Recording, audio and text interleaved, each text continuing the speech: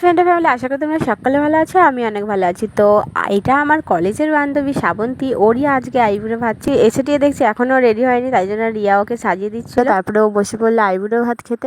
কথায় আছে না, যার বিয়ে তার মনে নেই পাড়াপড়শি ঘুম নেই, আমাদেরও ঠিক সেরকমই একটা দশা।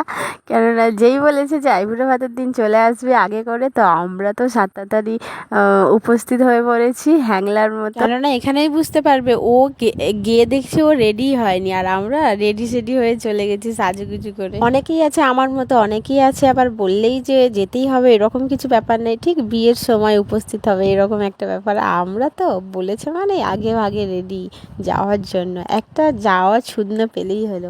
তারপরে আবার বান্ধবীর বিয়ে বলে কথা, আগে করে তো যেতেই হবে, কেননা অনেক রিচুয়ালগুলো আছে সেগুলো দেখতে হবে, সেগুলো এনজয় করতে হবে, মজা নিতে হবে। তারপরে অনেক কিছু ব্যাপার। এটা হচ্ছে আর কুকুর, ও ভালোবেসে একটা খুব সুন্দর নাম দিয়েছে, আমি সেই নামটা জানি না, নেক্সট ভিডিও তোমাদেরকে বলতে বলতে ওরও খাওয়া শেষ হয়ে গেল, আমাদেরও ওর সাথে খেতে দিয়ে দিয়েছিল, আমরাও খেয়ে নিলাম। তারপরে বাইরের প্যান্ডেলটা দেখে নিলাম। তারপরে রিয়ার বাবা নিতে এসেছিল, তারপরে আমরা সোজা চলে গেলাম ওদের বাড়িতে, যেহেতু বিয়ে বাড়িতে একটু হট্টগোল হবে তার জন্য আমি চলে গেছিলাম রিয়াদের বাড়িতে।